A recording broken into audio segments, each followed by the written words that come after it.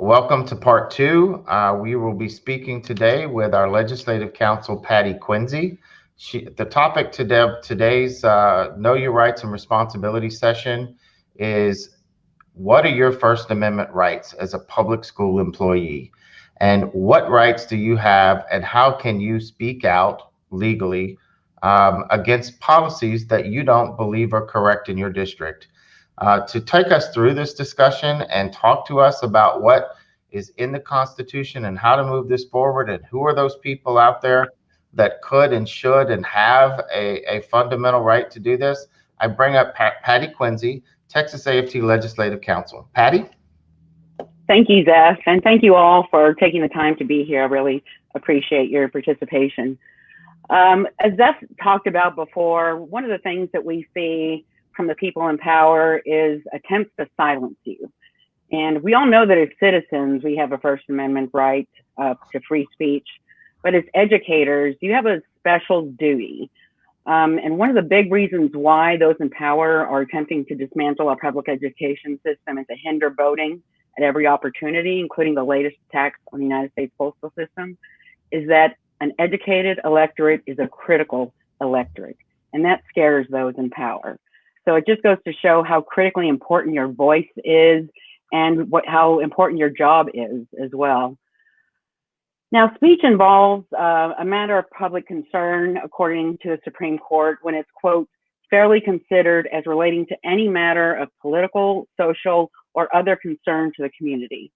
Now, speaking in the context of the current pandemic, what is a more important public matter than the health and safety of children? The Supreme Court has held that the First Amendment does not protect expressions made pursuant to an employee's official duties, and we'll talk about that a little more. But what the Supreme Court does look at is it uses a balancing test, and it'll consider when the interest of the worker as a citizen commenting upon matters of public concern outweigh the interests of the state as an employer in promoting the efficiency of services it performs. So that's going to be the test that you'll see from case to case. But as I mentioned, there are some instances in which the case is determined that if an employee contains an element of personal interest, then it may not qualify as a matter of public concern. Yet other instances show that if it is incidental, that an employee might have some kind of personal interest, then yes, it is a matter of public concern. So again, that balancing test is really an important thing. But one example where it does not protect expressions made in an official person's official capacity is an example that I'll give you of an athletic director. There was an athletic director who gave a very impassioned speech about the school's mishandling of the athletic fund. The courts determined that that was not protected. So there are a few instances where you have to make sure that you are speaking as a matter of public concern for a greater amount of people. And one of the things that I want to emphasize is that your voice is so vital as educators. Our work is powerful is not just a slogan that we use. It's true more now than ever these days, when the work of educators and support staff like food servers are feeding children and entire communities. Our members in Texas have given away thousands and thousands of free school books to low-income kids who don't have the same access to books or online libraries as other kids do. Our members have also provided personal protective equipment where schools are running out or have not been provided with the material that TEA said it was going to provide. So the list goes on, just the amazing work that the union does and the amazing action that you as frontline workers are able to make in public. So just an example of some of the big appreciation that we've seen out of teachers or for teachers recently is an example from one of our Dallas leaders. This is Yolanda Fisher, who made the cover of Time magazine. We're also working really hard to bridge the alarming divide that we've seen that our members have witnessed firsthand as students kind of fall off the radar and are not able to fully participate in online learning with their classmates. So there are so many important issues and topics that specifically affect your kids. And that's the thing about teachers. You refer to them as your kids. And that's something that's really unique to you. And also, I wanted to emphasize that polling shows, and there's been polling after poll after poll, that educators are among the most trusted of public servants. And again, this is true now more than ever when the public is getting just a little taste of what you do. And they're realizing that providing childcare and educating a child are two very, very different things. Teachers are not babysitters. And yes, what you do is brain science and human development and sociology and a whole lot of other things rolled into one.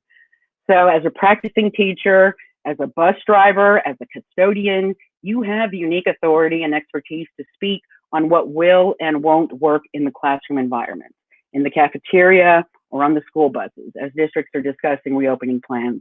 That's why it's so critically important to have a voice in your local district, because you are the expert, you know best, not the administrators who don't spend much time in the classroom, and certainly not the governor who doesn't seem to have the best interests of students and teachers at heart. When we have actual educators come testify before a legislative committee to say to them to their faces that their idea won't work, and this is exactly why, even ideas that have strong momentum can be stopped in their tracks. And there was a great example of this just this past session when we had 3 very brave teachers take a day off and drive down from Dallas, and they made a world of difference and changed the complete narrative around a pay for performance scheme that would have based teacher salaries on tests. Imagine where we'd be right now under those circumstances. So I just cannot emphasize how much the kind of moral authority and standing that you have. So it's incredibly important that you speak up at all times, but now more than ever. And one of the things that I've noticed in the past, working for the teachers union for the last 16 years and working for the legislative budget board before then, is that teachers are threatened in so many ways. Every session, they threaten your dues deduction, they'll threaten your salaries, they'll try to privatize your pensions.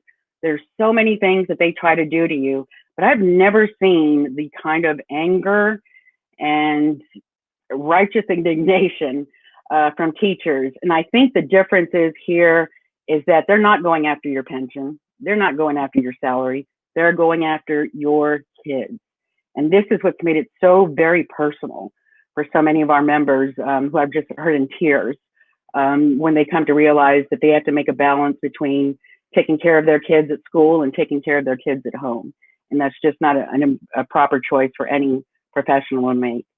So only you have the moral authority to make this kind of statement in this slide, where he says, quote, "Teachers are willing to take a bullet for their kids, but now what you're asking me to do is take that bullet home to my family." Now, this is a stark and shocking and blunt statement, but it's entirely accurate.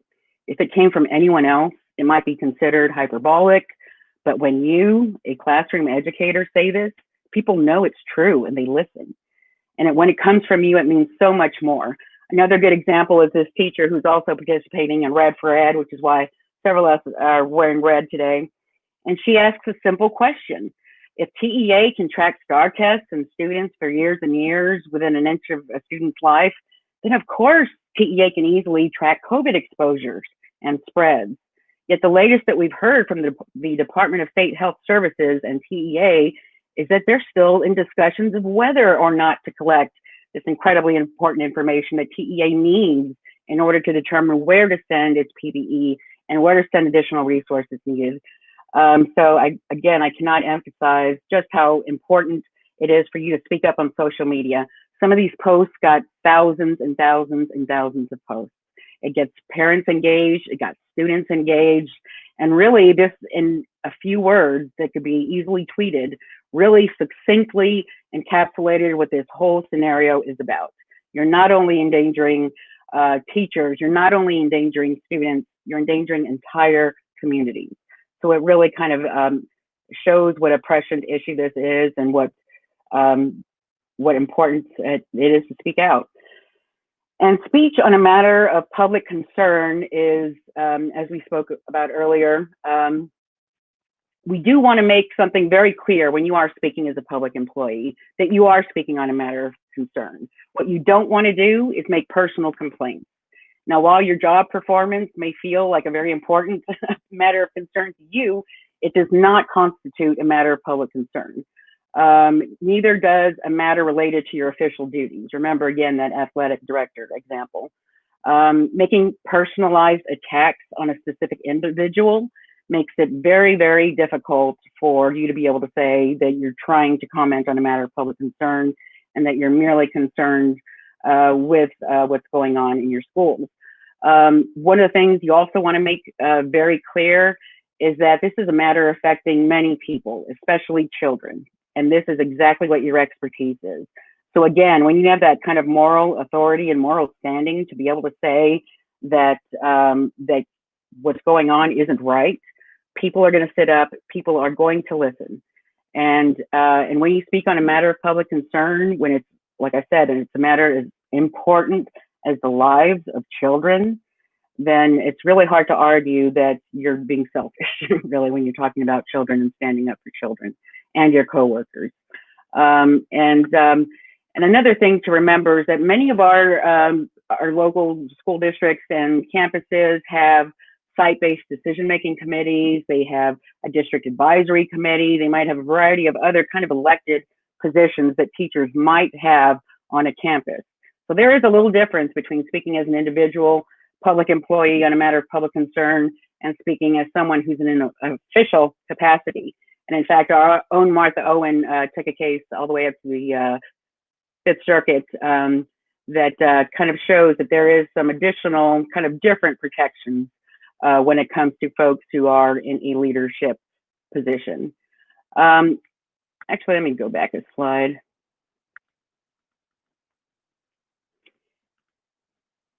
Yeah, on speech of matter concern, the Supreme Court has held that the First Amendment does not protect expressions made pursuant to an employee's official duties. Again, so that is an important thing to remember. But another factor that's considered when the state looks at these cases is whether the speech is on a matter of public concern and whether the comments were made against the backdrop of widespread debate in the community, just like this time now. So now more than ever, you've got that ability to speak out on social media, to show what's going on your campus, especially if you're saying, as an educator, my concern is that my students will not be protected, that my campus will not be protected, or that my coworkers won't be protected. So there's a really kind of clear way of making this expression clearly to be a matter of public concern and clearly to be an urgent matter that is worthy of other people speaking out. So getting back to the folks with kind of a elected position in several of these different categories, there is a little difference because you're not speaking as an individual citizen, but you're acting as an elected representative of the faculty. And if you're simply communicating the views of the faculty to the administration in compliance with your duties as a committee member, then your speech is protected. Just because the administrator or school doesn't like the message that you're conveying, they cannot shoot the messenger. You are an elected employee, and it doesn't mean that they can retaliate against you for simply performing your duties as an elected employee. So this goes for those who are elected to site-based decision-making committees, district advisory committees, but it also affects those who represent your colleagues for the union. So we're talking about building representatives, building stewards, folks who represent their folks on the campus. So that kind of insulates you a little bit more in the sense that you are not just speaking as an individual, but you are speaking as an elected official who's been duly elected by your peers. So that's a really important thing to remember. And it really kind of gives our union members a little more protection in the sense that that they're able to say uncomfortable things to the administration. And one of the things that I really hope to get through in the importance of why we join a union is that if you're a part of a union, you don't have to pick up a phone call to make an uncomfortable conversation or to start an uncomfortable conversation. What you do is you call your union. And that's something you heard Jamie say when she was talking about the other rights. If this is violated, if that is violated, call your union. That is something that I can't emphasize enough. It is so important to know that someone has your back because you are so busy in the classroom You're so busy reinventing how you educate children these days. There's a lot on your mind. There's a lot on your plate, but that's what we're here for. We're here to have your back if ever your rights are challenged or in any way denigrated. Then we're here to make sure that all of your rights are protected. Now, in Texas recently, you've probably heard, or you might have heard from our national union, there is some discussion about a resolution that AFT passed at our national convention.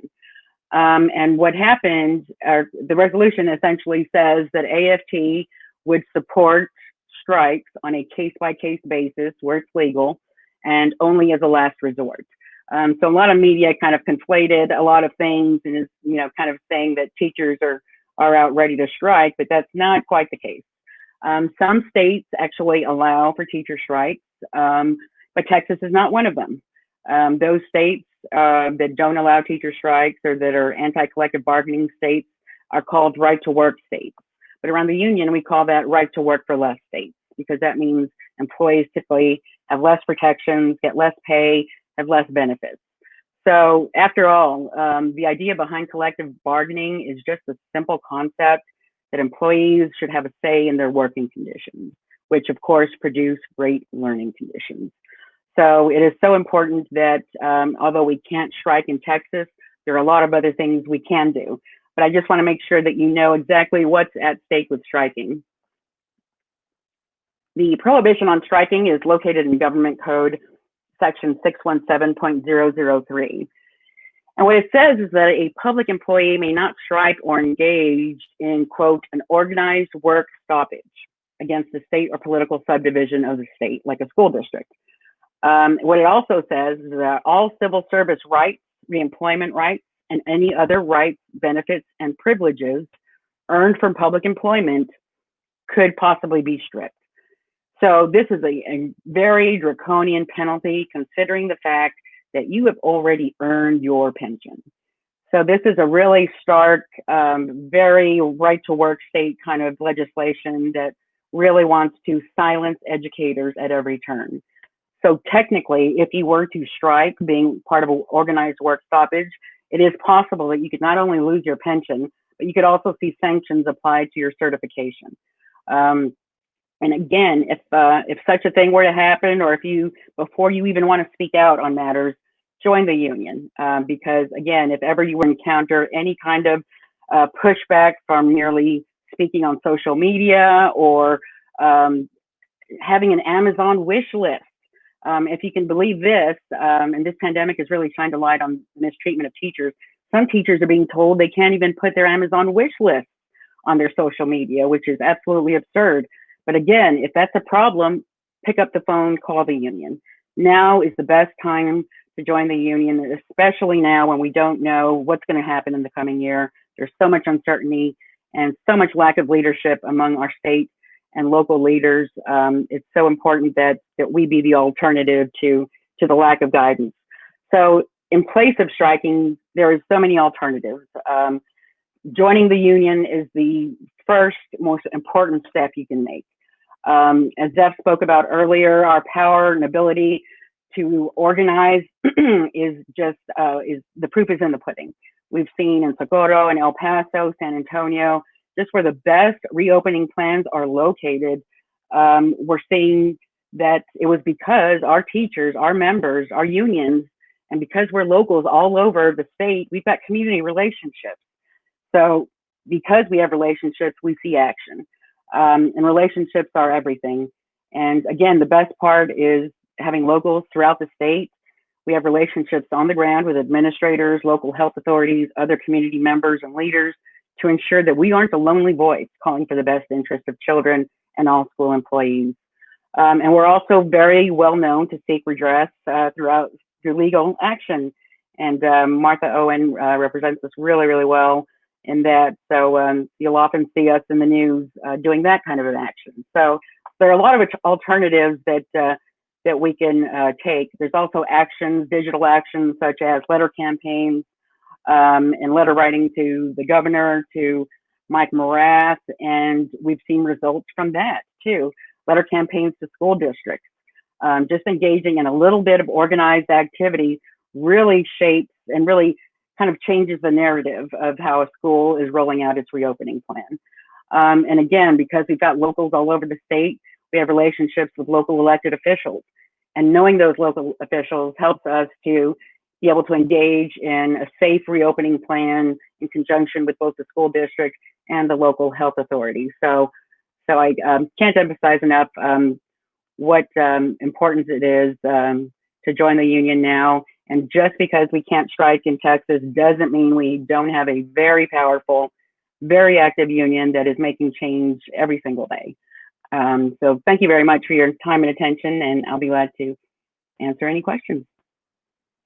Oh, and also I wanted to mention that you'll see some materials available linked on our in the chat. And also I would encourage folks to visit our COVID page and our Know Your Rights section of our COVID page. So there's lots of great information on texasaft.org.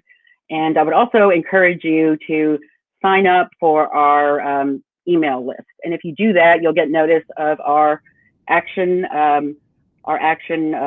campaigns and letter campaigns. And you'll also receive our weekly hotline, which is a really wonderful kind of quick synopsis of what's going on from local to federal level education policy and politics.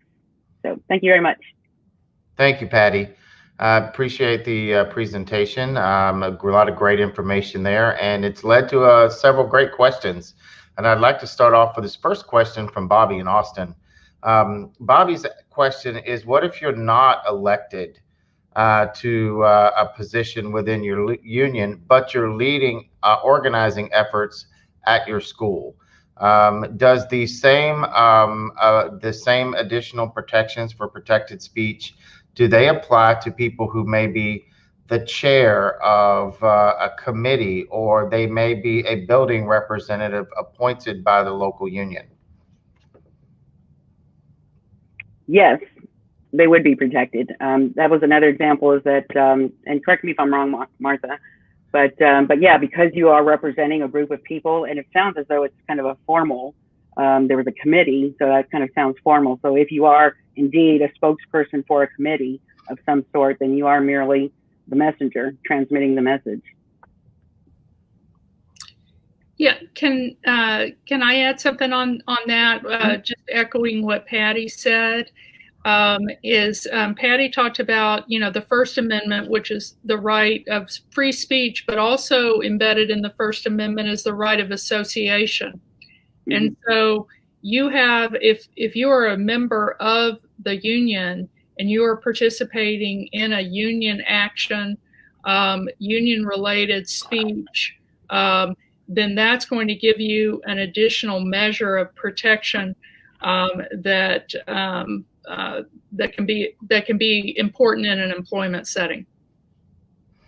I mean, that's great words, because in my experience, I've seen all of these examples where people, they give some information, but they don't want to have their name used. And a lot of times you can try to work through problems anonymously, but that's not necessarily going to guarantee that people don't know where things are happening.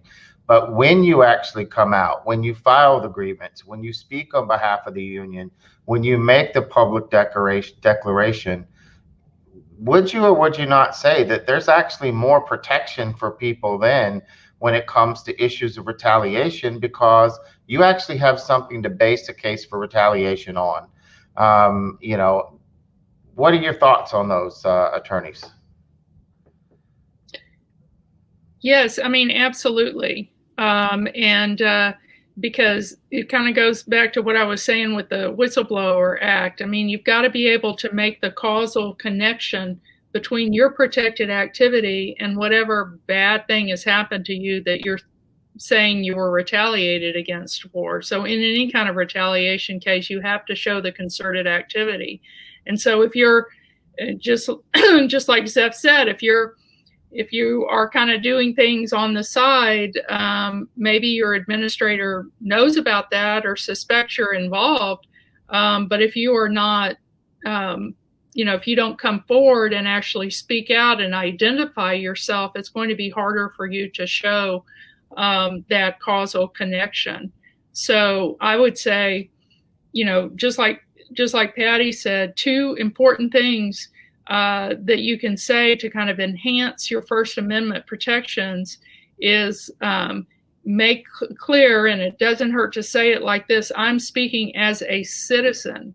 I'm a member of this community, and I'm concerned about what's going on in our schools. That gives you protection, and it's double protection if you say I am a citizen and I'm a member of Texas AFT, and as a union member, I want to speak out. So identify yourself. You are both of the things of being a citizen and being a member of the union add to the protection that you would have, as opposed to just sort of a regular employee speaking out just on behalf of yourself. So Martha, would you recommend, for example, members that are speaking up at school board meetings during a posted public session, would you recommend that be the way that they start their speeches out? I'm a citizen, or I'm a citizen and I'm a member of whatever the local union is. Yes, I do. Great. So we have a question that actually falls along these same lines, Martha, or Patty as well. This comes from Casey. Can we personally criticize the governor? Patty, I'll let you take that. Technically, yes. But yeah, you never know who's following your Twitter and doing word searches for his name. But yeah, I mean, again, you are a public employee. You are an expert. You are the top expert. The governor isn't. So it is, I think, fair. What do you say, Martha? Yeah, I think so. But I think you have to be clear that you are speaking as a citizen. You are not speaking in your capacity as an employee. You are speaking in your capacity as a citizen. And I think it's important to identify that, and so that, again, you give yourself the most protection. So just be mindful of that when you're making comments along those lines, and also be sure that you follow your district's social media policies. Mm-hmm. Don't use your email from your school, right? That all goes along with, this is something that you're doing on your own or in concert with your union, not as Mary Jones, elementary school teacher in this district. Mm-hmm. Yeah, and I would also suggest no personal attacks. There's plenty of other reasons to attack the governor besides making it personal. Yeah, there's enough there. Policies. As Michelle Obama said, we go high. So everybody go high on those pieces. We've got plenty of policy issues to keep focused on. You're exactly right. Patty, this next question is for you, and it comes from Kevin in Dallas. Can charter school teachers speak out about reopening without repercussions? And if their employer retaliated, would they have a case against their employer to protect their job? It depends. As Martha discussed, he could possibly have whistleblower protection, which now applies just as of last session, thanks in large part to Texas AFT's advocacy, now applies to charter school employees. And we're actually helping a charter school employee right now who saw so many horrific kind of special ed breaking or violations of law. But yeah, it would have to be, again, if it's a violation of law, that would go the whistleblower route. But he certainly has his First Amendment rights as a charter school employee as well. Charter schools are technically public schools. We don't call them real public schools because they don't have elected governance, but we certainly have seen our fair share of charter school employees being retaliated against. Many charter schools don't realize that charter school employees are members of our union. So it's been kind of a surprise to some folks to get pushback. But again, I would urge everyone to join the union, because that is the way to ensure that someone's got your back no matter what. But yeah, in terms of you as a public employee, speaking out on your concerns, on a matter of public concern, on a matter of which you are an expert, then I think you are protected. Thank you. And we've got a question from Nancy in Fort Bend that really has to do with protection of her privacy rights in this whole First Amendment conversation. How can you protect your personal info, pictures, and video when it's being posted to a website or social media by district personnel? For example, you are required to attend a professional development session by the school district. They're taking pictures and they're choosing to put it onto their public websites without necessarily asking you if you want to have your picture there. Is there any recourse for these employees? Well, I'll take a shot at that. I think that there may be something that is buried in something that you've signed or they've given you that says that you have, by working in the district, somehow you have consented to this. But I think that that's a situation where definitely the right starting point is to let them know that you do not give them your permission, and you would rather not have that depiction of you or your information relayed to them or relayed to the public by them.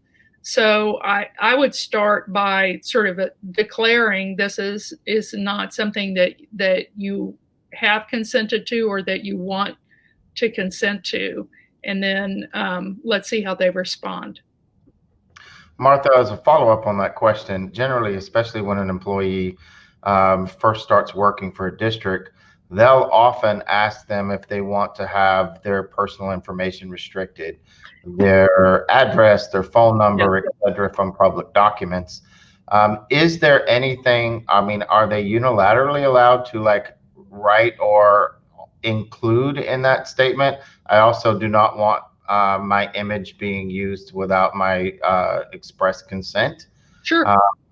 Sure, that would be a good way to handle it. And the reason that they ask you about your name and address is that's information that that public employees can opt out of providing. So your that info wouldn't be in the directory, for example. It's called directory information. So that's a particular provision that's in the Public Information Act. But yeah, that would be a good vehicle when you have to sign that form to kind of expand it, and that's a good idea.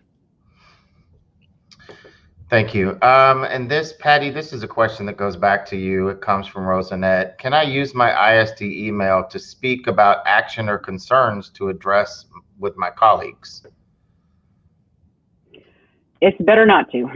We recommend using, like Jamie was talking about, getting a Google email address and using some kind of third party vehicle, because you don't want to be said to be using district resources on district time.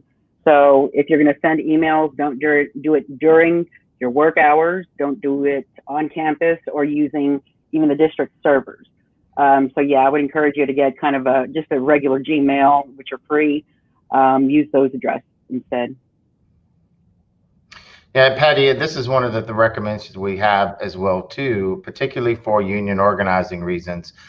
We may or may not necessarily have the personal addresses of each of the employees, but the volunteer organizer or the member may be sending an email to those ISD addresses from their personal email on their own time from their own device. That's what we're saying. That's the difference though, right? They can still send to as long as it's on your own time, on your own device. That's correct. Yes, because your ISD email, this is another point as well too, and please attorneys check me if I'm wrong. Your ISD email is a matter of public record. Everything that you send on that email is a matter of public record. I could put in a request tomorrow for every email that you've sent during the month of August using your email address, and it will get sent to me. It may have some redactions of certain names or certain activities, but we could easily get a record of every email that goes through there. So you always want to be very cognizant of what you're putting in writing, particularly on any school district related device. Okay, we have another question here. And this is a good question for people. When we're talking about matters of public policy, Martha, does it matter if you live in the district that you are discussing? You may work in one district and live in another. Are you able to speak in that district where you work as a matter of public policy, even though you live in, say, a neighboring district? Sure. Yes, I think you can say, I'm speaking as a citizen of Texas. I'm speaking as a member of the educational community. So yeah, if you are, if you did live in the district and, you pay taxes, blah, blah, blah, that's a good thing to mention, but it doesn't mean that if you live in a neighboring district that you cannot speak out. Again, just identify why you're speaking. The court cases even talk about this. Which hat are you wearing? Are you wearing your employee hat or your citizen hat? And so you need to just sort of, do everything you can to make sure that you've got your citizen hat on. So we are coming close to the end of the time for our Q&A, but we've got one question left, and this one always does seem to result in a lot of confusion. It's from Maria and PSJA Consolidated. Do the teachers or employees still have the right to record a meeting if they're the only one that knows the meeting is being recorded for documentation purposes?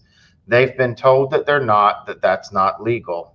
And, where I think a lot of times the confusion comes in here is I do believe the law says as long as one party that is part of the conversation is aware it's being recorded, that's all is needed to make it admissible. But individual school districts may pass policies that say you can't record during a meeting without notifying all parties. So how does that work, Martha? What is the explanation there? Okay, so I think you've kind of laid it out. Let me add a little bit more detail. So what the law on it's not against the criminal law for a party to a conversation to record that conversation secretly. Okay, that's not a violation of the criminal law. It would be illegal. Let's contrast that with kind of a wiretapping situation where you were recording the conversation of two people conversing with each other, and you were somehow or other you were tapping their phone line. That would be illegal. That's why you need a search warrant.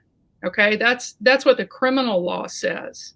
However, like Zeph said, employers, and it's not uncommon these days in school districts. Not every school district has a policy like this, but we see them more and more.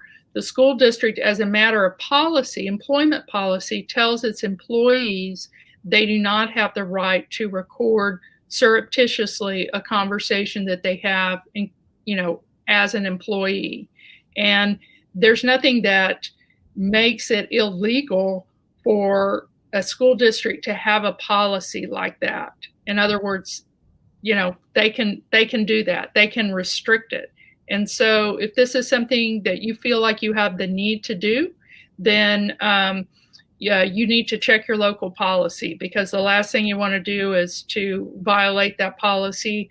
There are other ways to kind of document what occurs in a conversation that you have with your principal. such as taking notes during that conversation and then writing the principal or the administrator, directly after the conversation say, I just got through, talking to you about this, and this is what was said. And so you can kind of create documentation. So check your local policies as to whether or not that's restricted as an employment policy that the district has issued. Thank you, Martha, and thank you for bringing this Q&A session to the end. What I'd like to do is just wrap up for everybody that's out there listening. The thing that you heard most often today is you actually do have rights. You have the right to speak up on matters of public policy, but how you do that may determine what the consequences of that speech could be. First and foremost, if you're going to speak on these matters, make sure that you're speaking for yourself on your own time, on your own device. Second, the more complex the issue, potentially the more serious the issue, call your union first. Let's sit down and develop a plan, because the individuals you see out there that speak out, that sign on to lawsuits, that put their name on to policies, that speak at the board, they've oftentimes sat down with us so that we make sure they understand what their rights and responsibilities are. We've developed a plan to help them protect themselves as much as possible, to make sure that they're doing it right. Just remember what we were taught in history classes. Rosa Parks took action that will never be forgotten in this country, but she didn't do it alone, and she didn't just decide to sit on a bus one day. She had a lot of really smart, brave people working with her to help develop the right plan, to make sure the right people were in place, to make sure that the consequences were mitigated, that the communication was where it needed to be. That's how we win. That's how we build power. That's how we make the change that we want to see in our public institutions for our kids, for ourselves, and for our families. So I'll just need to take one more minute of our time to go over our homework. We do have some slides coming forward. We want to remind you that the American Federation of Teachers has put out a science-based reopening plan that was developed with both educators and medical experts. It has a lot of the basics that we've been following as we've been advocating for what our environment should look like before we return to in-person schooling. That is online. If you registered for this event, you will get a copy of the links to those documents later. There's some homework for you. We want you to speak out. Speak with a Texas AFT rep in your area about organizing in your district. Send out letters. Tell Governor Abbott to do his job. This is the best way for you to be able to speak to the governor, because we've outlined for you exactly the things that he should be doing, exactly the things that he should be paying attention to as the highest elected official in this state. Tell your U.S. senators to pass the HEROES Act. That's where we get the additional funding to make sure that the PPE doesn't run out on our campuses. Red Wednesday campaign. I hope you noticed that all of our presenters today were wearing red on this Wednesday to remind everybody of why it's important to keep our staff and our students safe. Texas AFT has our election endorsements for 2020 up. The only way that we change the way that our schools and our state is running is we get out and vote and change the people that are in those seats. What is the definition of insanity? Continuing to do the same thing, continuing to elect the same people. It's time that we have people that share our values in office. Make sure that they're speaking about what is important to us. Our union, regardless of what they say, does not have parties. We have issues. And we need to make sure that those individuals we are voting for align with the issues that are important to us. Finally, join AFT. Join Texas AFT. Sign up online, texasaft.org. Talk to your neighbors. Talk to your colleagues on campus. Follow us on social media to keep up with the latest breaking information on education. Find us at Facebook at Texas AFT, on Twitter, and on the website. I want to thank you for spending your last 45 minutes with us as we completed part 2 of our web series, Knowing Your Rights and Responsibilities. Stay tuned for further details as we continue our web series and podcast on these many important topics that relate to your job and your work. From Austin, Texas, signing off for Texas AFT, I'm Zeph Capo, and good night.